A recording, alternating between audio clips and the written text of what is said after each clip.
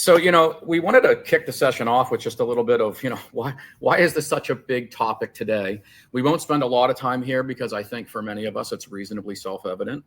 But I thought I'd flash a few headlines of some of the things that, are sort of top of mind. So, little things like global pandemics as a potential frame. Those have been things we've been facing in the last few years.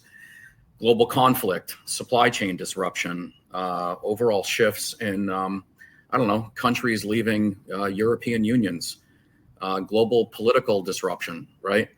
And then looming over all of this are big endemic changes like boomer retirements and the shifts that come in your overall workforce as a result of demographic shifts. And then things that seemingly come out of the blue and yet maybe are also things we've been talking about for years, advances in AI and machine learning and the disruption that technology can cause in the way that we rethink our businesses or the way we approach, our long-term strategic planning. So suffice to say, there's been a lot going on, I think, in our collective worlds, maybe more than we're used to. And it's prompted a lot of organizations to really start thinking heavily about how do they become more agile, how do they become more responsive to these changes, and really begin to have an ongoing model where they can begin to plan and have an ongoing sort of ready response to the nature of this change. And when we just recently did a survey, we found that, quite a few organizations are actively engaged in this kind of activity. So Ellen, if you could go to the next one for me. Something like 67% of organizations are engaged in some kind of process right now where they've really rated this as very important or an extremely important topic.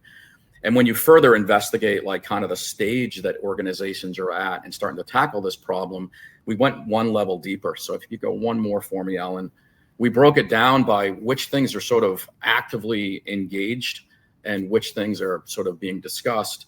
And so when you break it down that way, when we surveyed, CHROs, strategic workforce planning folks who are industry leaders, what we found is that 44.6% of those folks either had active initiatives underway or regard improving strategic workforce planning approach as a critical business priority.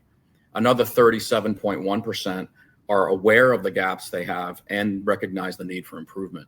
So this is either something that's in flight with a lot of organizations, or it's something that, folks are beginning to realize needs to become part and parcel of their operating model and an area where they need to invest in order to be more responsive and, I think, reaction to some of what we've seen over the last few years.